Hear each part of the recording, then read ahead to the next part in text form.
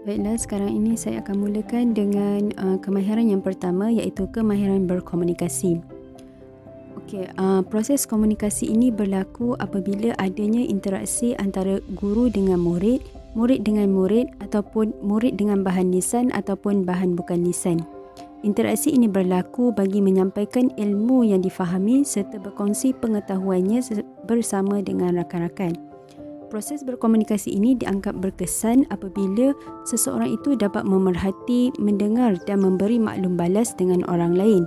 Yang kedua, proses berkomunikasi ini juga dianggap berkesan apabila murid dapat menyusun pemikiran mereka secara logik dan menyatakannya secara ringkas dan jelas.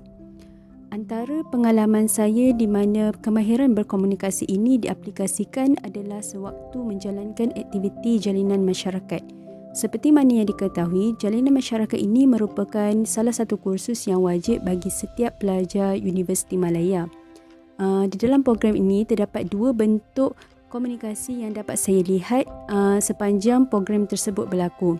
Yang pertama adalah komunikasi antara pensyarah dan murid, dan yang kedua adalah komunikasi antara murid dan murid. Dalam komunikasi antara pensyarah dan murid, dapat saya lihat di mana seorang pensyarah akan ditugaskan untuk membimbing pelajar dalam menjalankan program ini. Jadi segala perkara yang kurang jelas ataupun yang tidak difahami oleh pelajar akan dibantu oleh pensyarah supaya dapat mencapai objektif program ini. Yang kedua adalah komunikasi antara murid dengan murid. Hal ini kerana saya dapat lihat bahawa kami duduk bersama-sama untuk berbincang dalam menjalankan program ini. Kami juga memilih barisan majlis tertinggi dan membahagikan tugas masing-masing supaya lebih teratur dan berkesan. Selain itu, sepanjang setiap kali perbincangan, kami juga akan saling bertukar pandangan dan idea supaya proses komunikasi itu wujud dan berkesan. Aplikasi 4K 1N yang seterusnya ialah berfikiran secara kritis. Pemikiran kritis melibatkan aktiviti penerokaan pemikiran untuk menilai sesuatu idea secara logik dan rasional. Contoh bagi aplikasi pemikiran kritis yang digunapakai dalam bidang pengajian fiqh dan usul ialah menghiaskan hukum mengenai isu-isu fiqh kontemporari yang timbul dengan hukum-hukum asal yang telah pun sabit di dalam nas, seperti mana yang telah pun kami pelajari dalam subjek ijma' dan qiyas. Standard asas aplikasi 4K1N yang seterusnya adalah kolaboratif. Apakah yang dimaksudkan dengan kolaboratif? Kolaboratif bermaksud berlaku kerjasama dan muafakat antara guru-guru dan juga murid, serta murid-murid secara aktif dan menyeluruh yang membolehkan berlakunya pertukaran idea dan pandangan antara murid dan juga guru. Contoh pengalaman kolaboratif ada dua. Yang pertama adalah kolaboratif antara pelajar dengan pensyarah dan yang kedua adalah pelajar dengan pelajar. Kolaboratif antara pelajar dengan pensyarah dapat dilihat ketika mana kami menjalankan program jalinan masyarakat di Kampung Indah, iaitu pelajar selaku moderator dan pensyarah sebagai ahli panel. Yang kedua, contoh lain adalah ketika pelajar melakukan pembentangan, pensyarah juga boleh melontarkan pendapat tentang pembentangan yang telah dilakukan. Pelajar berhak mendapat nasihat serta dorongan terhadap pembentangan yang telah dilakukan oleh pensyarah. Yang seterusnya adalah kolaboratif antara pelajar dengan pelajar. Ini dapat dilihat apabila dalam kerja berkumpulan seperti dalam subjek tugasan, assignment dan juga pembentangan. Jadi, kami akan membahagikan tugas secara adil dan mengikut kesesuaian dan kepakaran masing-masing. Standard asas PAK 21 yang seterusnya iaitu kreativiti. Elemen ini merupakan kemahiran kreativiti yang melibatkan penggunaan teknik penjanaan idea yang pelbagai, memperincikan, menapis, menganalisis dan menilai idea untuk mempertingkatkan dan memaksimumkan hasil secara kreatif, di mana ia melibatkan penghasilan sesuatu yang baru, berguna dan berkualiti. Seperti mana pensyarah boleh meminta pelajar untuk menghasilkan sesuatu produk yang unik, yang mana ia merupakan produk yang lain daripada produk yang sedia ada. Sebagai contoh, pengalaman saya berkenaan dengan standard asas PAK 21 kreativiti ini, contohnya pada subjek fiqh zakat, Doktor meminta kami untuk membuat infografik berdasarkan tajuk yang diberi untuk diletakkan ataupun ditampal di Jabatan Fiqh Usul. Akhir sekali, 1N iaitu nilai. Nilai bermaksud seorang pelajar menyedari aspek nilai murni yang dipelajari serta hubung kaitnya dengan kehidupan seharian mereka. Seseorang pelajar boleh menyatakan nilai murni berikut berdasarkan isi pembelajaran dan aktiviti yang telah mereka lakukan semasa waktu pembelajaran. Antara nilai yang saya peroleh adalah tidak memandang rendah fungsi kepelbagaian ilmu dengan menghargai dan mengaplikasikannya dalam kehidupan seharian kita. Okey, seperti yang kita tahu, tidak kira daripada jabatan mana pun akan ada subjek yang kita ambil yang berkemungkinan ilmu itu sedikit keluar daripada bidang kita. Tapi kita tidak boleh memandang remeh ilmu tersebut kerana setiap ilmu memang akan ada kepentingan dan manfaatnya yang tersendiri. Sebagai contoh, saya pelajar fiqh dan usul. Saya pernah mengambil subjek medicinal plants iaitu sains tumbuh-tumbuhan. Okey, jika kita lihat bidang fiqh dan usul dan sains tumbuh-tumbuhan adalah dua bidang yang berbeza. Pertama yang berkaitan dengan agama dan yang kedua adalah berkaitan dengan sains. So dekat sini kita boleh aplikasi banyak ilmu. Dalam bidang fiqh dan usul kita boleh aplikasi ilmu hukum, iaitu hukum dalam muamalat, hukum dalam ibadat dan sebagainya. Manakala dalam bidang sains tumbuh-tumbuhan tu kita boleh aplikasi ilmu tumbuh-tumbuhan, iaitu kita boleh tahu jenis tumbuh-tumbuhan, cara penggunaannya dalam pemakanan, penggunaannya dalam pengubatan dan sebagainya. Cabaran aplikasi 4K1N dalam konteks pengajian Islam bagi Jabatan Fiqh Usul yang saya dapati adalah dari segi kreativiti, pelajar-pelajar sebenarnya kurang terdedah dengan aplikasi-aplikasi yang boleh menjana idea dan mengembangkan lagi kreativiti pelajar seperti Canva, Slides.Go, PictoChat dan lain-lain. Tambah-tambah lagi untuk pelajar yang kursus seperti kami, Jabatan Fiqh Usul, yang sememangnya merujuk kitab semata. Seterusnya, cabaran aplikasi pemikiran kritis dalam bidang pengajian fiqh dan usul. Pelajar memerlukan pemahaman usul fiqh dan qawaid fiqh yang mendalam sebelum mengeluarkan hukum serta bimbingan dari yang lebih alim agar tidak mengeluarkan hukum hakam yang menyimpang, dan perlu menggunakan metod disiplin ilmu yang betul dan menepati syariat Islam agar tidak terlalu bebas menghukum berlandaskan hawa nafsu. Antara cabaran yang dihadapi dari segi kemahiran berkomunikasi ialah ketika mana berlakunya pembentangan sewaktu kelas tutorial. Apa yang saya lihat, kebanyakan pelajar tidak akan bertanya soalan selepas selesai sesi pembentangan. Ini menyebabkan kelas kurang aktif dan pelajar akan cepat merasa bosan. Selain itu, pada pendapat saya, kemampuan pelajar untuk bertutur dalam bahasa Arab juga agak rendah. Perkara ini telah menjadi cabaran kepada pelajar memandangkan kebanyakan subjek di Akademi Pengajian Islam ini, terutamanya bidang fiqh dan usul, menggunakan bahasa Arab.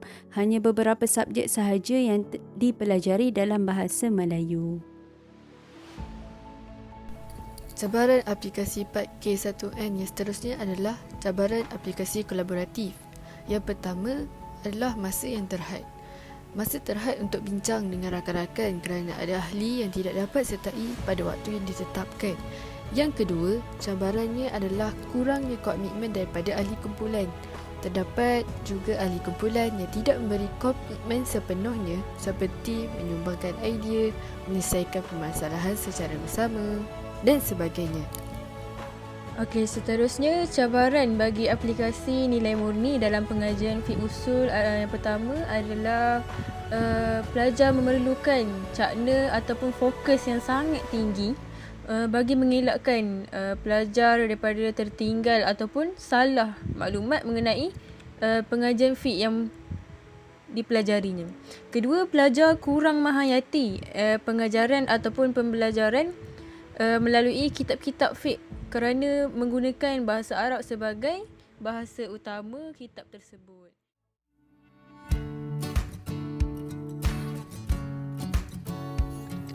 Definisi kecerdasan kinestetik.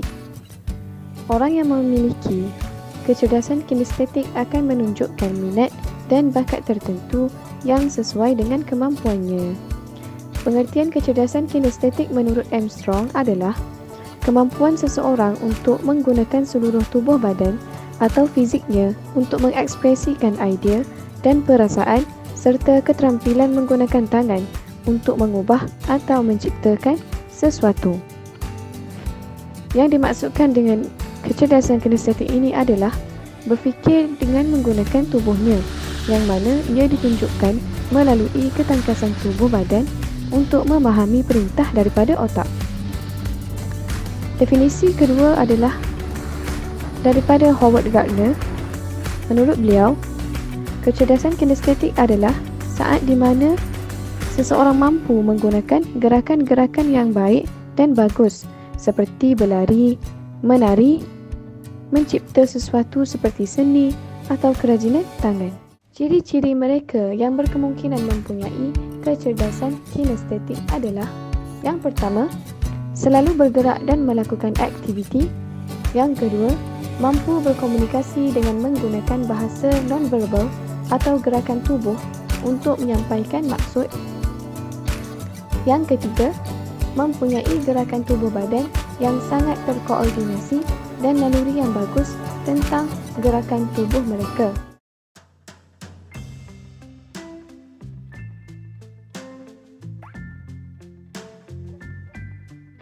Sebagai seorang pelajar, pembentangan adalah satu hal yang biasa bagi setiap individu, dan sudah semestinya saya juga perlu berikan penyampaian suatu maklumat itu dengan lebih jelas, tepat, disertai dengan bahasa badan yang betul untuk memahamkan dan menjelaskan dengan lebih terperinci berkenaan suatu tajuk. Oleh sebab itu, masa saya buat suatu pembentangan, akan ada sedikit pergerakan pada beberapa anggota badan, seperti sedikit pergerakan pada bahagian kepala yang mengangguk-angguk dan tangan yang bergerak ketika membuat penerangan sewaktu sesi pembentangan itu dilakukan.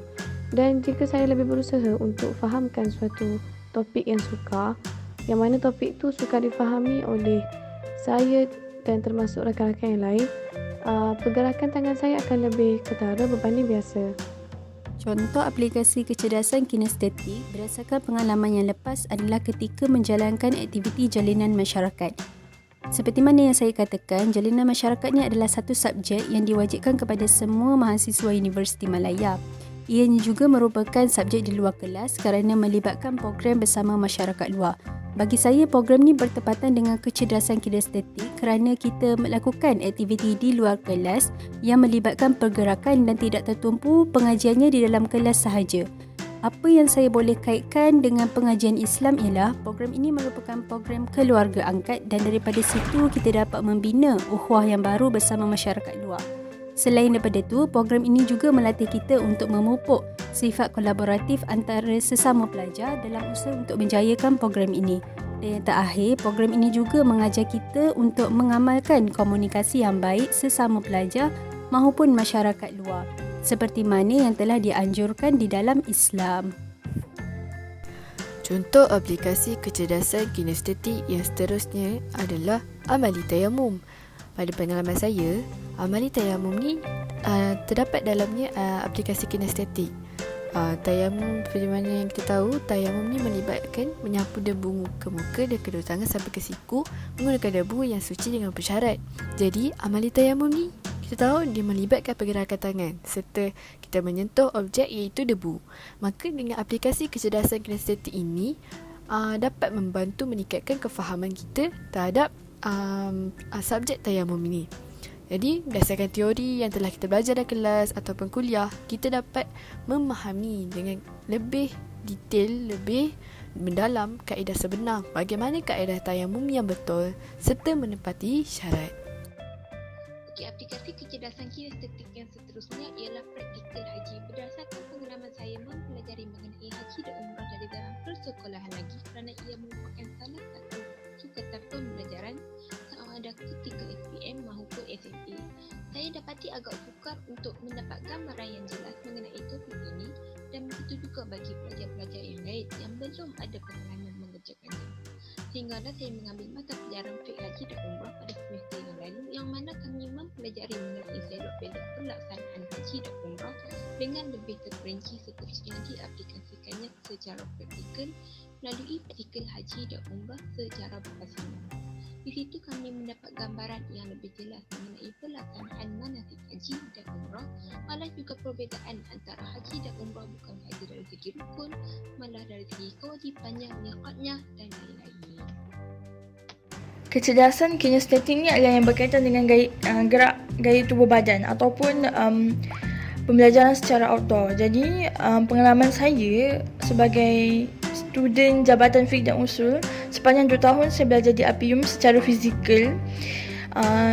Saya rasa saya mempraktikkan, pengalaman saya adalah dengan mempraktikkan pergi ke library, di mana pergi ke library itu adalah bagi saya merupakan antara kewajipan kami pelajar Jabatan Fiqh Usul, kerana perlunya kami mencari rujukan secara fizikal, secara nampak, bukan sekadar secara online. Sama ada kitab, kamus, buku-buku maupun tesis di perpustakaan. Secara tidak langsung ia membantu kami dalam sesi pembelajaran kami, kerana kami tidak tertumpu hanya rujukan di web semata dan apa yang diberi oleh pensyarah sahaja. Bahkan ia menghidupkan suasana lebih faham ataupun menghidupkan suasana kefahaman dan penghayatan yang lebih mendalam dengan mempraktikkan kecerdasan kinestetik ini sepanjang tempoh pengajian kami. Seterusnya, pengalaman saya pula mengambil mata pelajaran fiqh zakat, banyak menggunakan aplikasi kinestetik dalam bab pengiraan, khususnya dalam bab pengiraan zakat.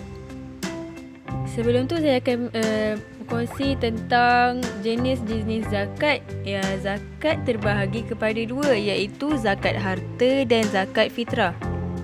Dan di bawah zakat harta terdapat 8 jenis, iaitu zakat perniagaan, zakat galian, zakat pendapatan, zakat wang simpanan, zakat emas dan perak, zakat pertanian, zakat binatang ternakan dan zakat saham dan bond.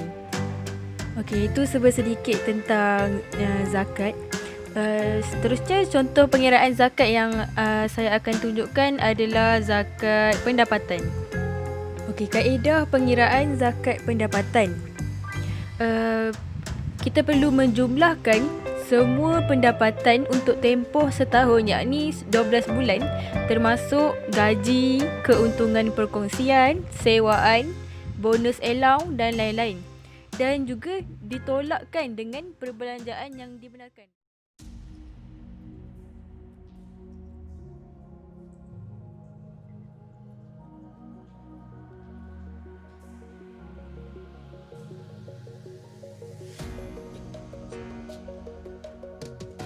Seperti yang kita tahu, bahawa subjek di Akademi Pengajian Islam banyak yang berasaskan daripada bahasa Arab, khususnya subjek Jabatan Fiqh Usul. Jadi idea pendidikan masa hadapan bagi Apium yang bertemakan futuristik dan realistik adalah yang pertama, Elite Fiqh Usul. Kami mencadangkan untuk mewujudkan perpustakaan elektronik yang di dalamnya menghimpunkan kitab usul fiqh klasik sehingga kini. Di laman itu juga akan disertakan sekali kitab terjemahan bagi kitab fiqh dan juga usul fiqh terhadap pelbagai bahasa.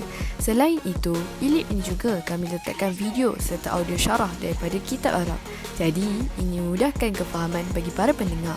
Tambahan lagi, kami juga meletak isu semasa tentang fiqh di dalam Elite ini. Elite ini juga mudah diakses hanya dengan menekan papan kunci dan buat carian Elite Fiqh Usul. Anda sudah sedia untuk menggunakannya, serta ianya amat sesuai digunakan dalam konteks kini dan masa hadapan yang terdedah dengan arus kemudian. Malah, ia bukan sahaja boleh digunakan oleh penuntut dan pensyarah, tetapi terbuka kepada semua golongan yang ingin menggunakannya. Idea futuristik dan realistik yang kedua yang dicadangkan oleh kumpulan kami ialah hologram fiqh. Baiklah, apakah itu hologram? Hologram adalah teknologi fotografi yang merakam cahaya yang tersebar dari suatu objek dan kemudian mempersembahkannya dalam bentuk 3 dimensi. Gambar 3 dimensi itu dapat dilihat sehingga 360 darjah dan dapat bergerak dengan animasi berserta suara agar dapat menyampaikan informasi secara real time ataupun tidak. Perbezaan besar antara hologram dan imej 3 dimensi yang lain seperti filem 3D ialah hologram kita tidak memerlukan kacamata khas untuk menggunakannya, manakala imej 3D kita perlu kepada kacamata khas tersebut. Pada pendapat kami, hologram fit ini sangat sesuai digunakan dalam pembelajaran yang berbentuk amali ataupun praktikal.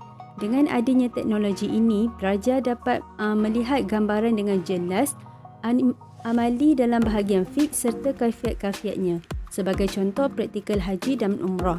Dengan adanya animasi yang bergerak serta suara, maka pelajar dapat melihat bagaimana perjalanan ibadah haji dan umrah itu sendiri serta dapat menilai berapa jauh kedudukan daripada satu tempat ke satu tempat yang lain.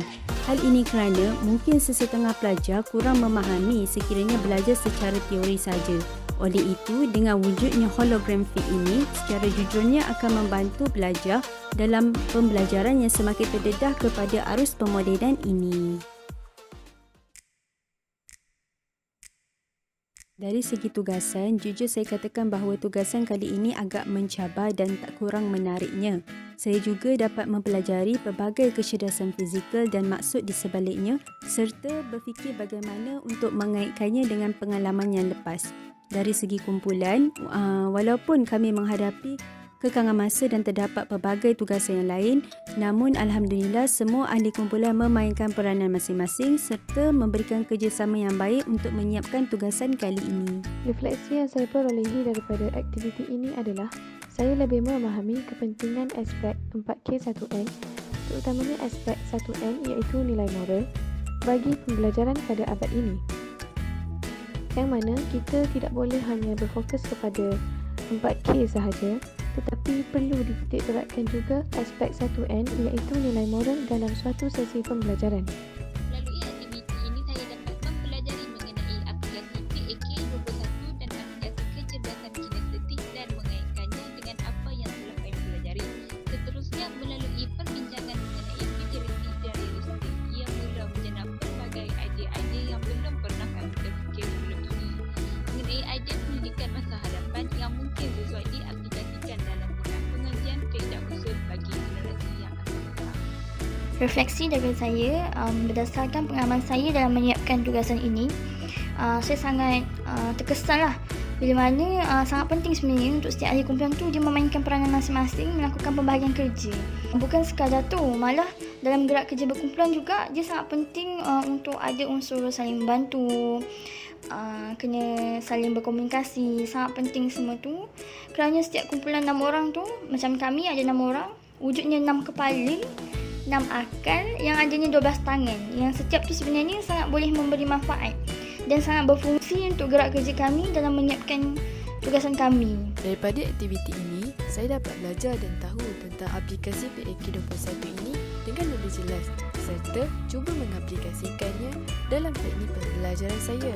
Yang kedua, melalui aktiviti berkumpulan ini juga sebenarnya secara tidak langsung meningkatkan kemahiran kolaboratif dan bertolak ansur dalam menyiapkan tugasan. Apa yang saya dapat daripada pembelajaran abad ke-21 4K dan plus 1N adalah kaedah pembelajaran ini banyak menarik minat pelajar dan boleh menimbulkan perasaan ingin tahu dengan lebih mendalam lagi berkaitan ilmu yang disampaikan oleh guru-guru. Dan kedua, ia juga membuka ruang untuk pelajar menyampaikan kefahaman mereka dalam bentuk projek pemahaman mereka mengenai topik-topik yang mereka pelajari. Dan yang ketiga, melalui konsep yang dilakukan oleh pembelajaran abad ke-21 ni, tidak ada lagi komunikasi sahala antara guru dan pelajar.